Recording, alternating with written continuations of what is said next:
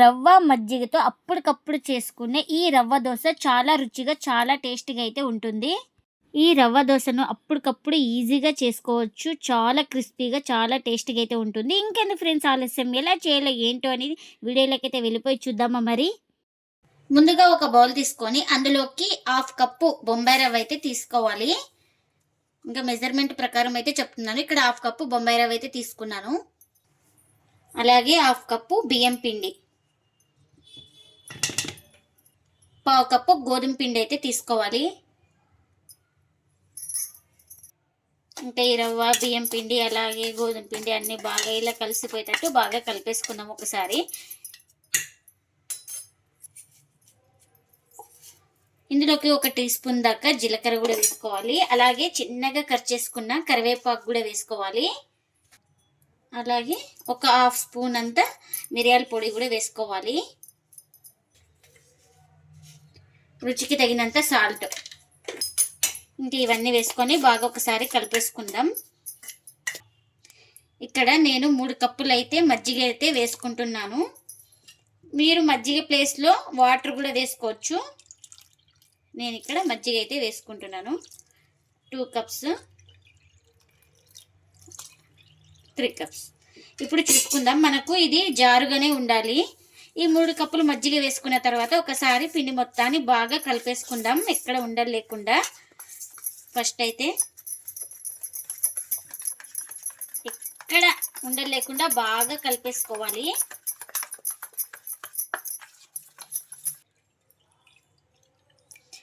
నాకు ఇక్కడ ఇంకా మజ్జిగ అయితే పడుతుంది.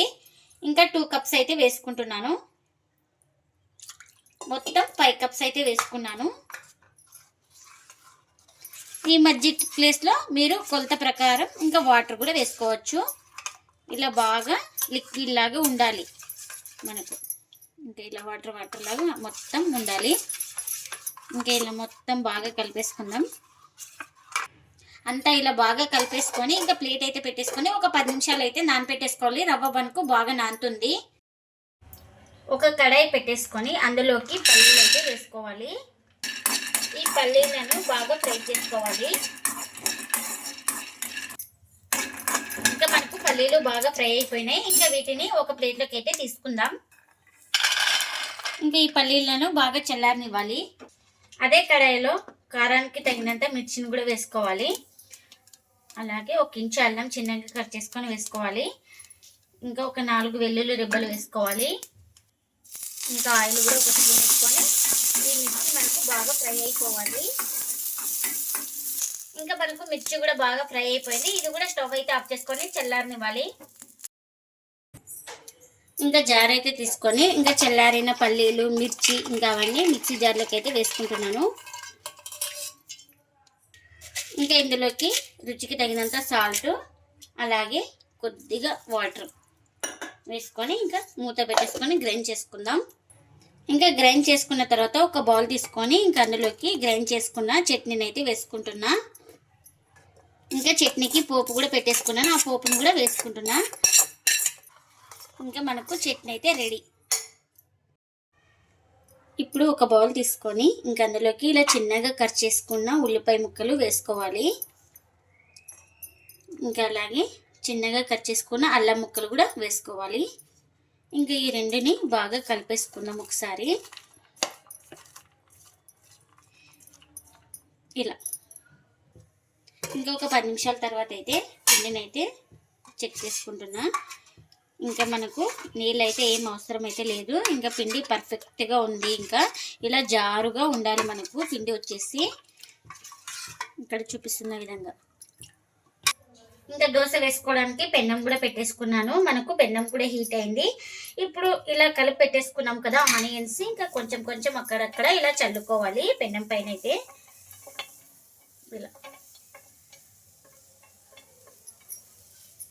ఇలా లైట్గా బాగా స్ప్రెడ్ చేసుకోవాలి. దోశ వేసే ముందు పిండి మొత్తాన్ని బాగా ఒకసారి కలిపేసుకొని ఇలా గరిటెతో పోసుకోవాలి. ఇంకా సేమ్ మనం రవ్వ దోశ ఎలా వేసుకుంటున్నామో సేమ్ అలానే వేసుకోవాలి.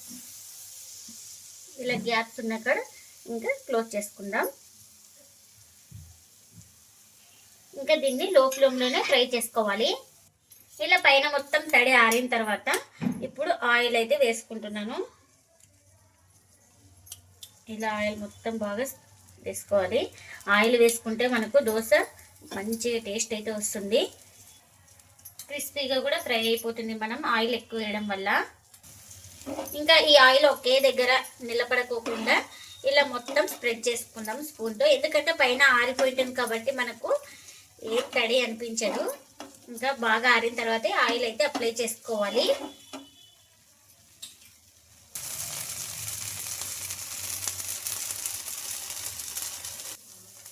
ఇంకా ఇలా బాగా రెడ్గా ఫ్రై చేసుకోవాలి. లో టు మీడియం మంటను అడ్జస్ట్ చేసుకుంటూ బాగా ఫ్రై చేసుకోవాలి. ఎందుకంటే మనం ఇంకొక వైపుకి టర్న్ చేయం కాబట్టి ఇంకా కింద సైడే బాగా కాల్చుకోవాలి. ఇంకా ఇలా మొత్తం ఫస్ట్ ఒకసారి బాగా లూజ్ చేసుకుందాం. ఇది ఫోల్డింగ్ చేసుకునేదే కాబట్టి ఇంకొక వైపుకి అయితే తిప్పాం కదా. ఇంకా ఇలా మొత్తం బాగా లూజ్ చేసుకున్నాను. ఇంకా దోశ అయితే మనకు రెడీ అయిపోయింది. బాగా ఇలా మంచి కలర్లో ఫ్రై చేసుకోవాలి.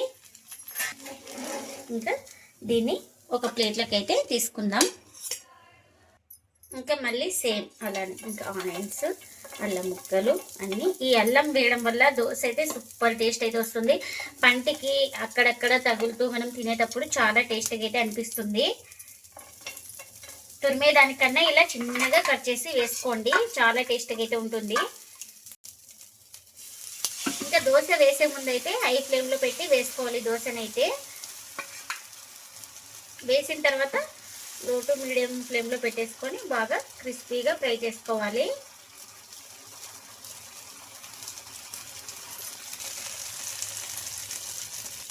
ఇలా పైన బాగా తడి మొత్తం ఆరిపోయిన తర్వాత ఇంకా ఇప్పుడు ఇలా ఆయిల్ అయితే వేసుకుంటున్నాను.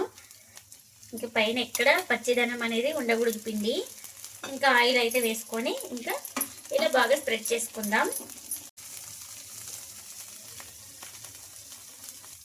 ఇంకా ఇది కూడా బాగా ఫ్రై అయిపోయింది. ఇంకా దీన్ని కూడా ఇలా ఫోల్డింగ్ అయితే చేసుకుందాం. ఇంకా ఈ దోశ కూడా బాగా క్రిస్పీగా ఫ్రై అయిపోయింది. ఇంకా దీన్ని కూడా ప్లేట్లోకి అయితే తీసుకుంటున్నా.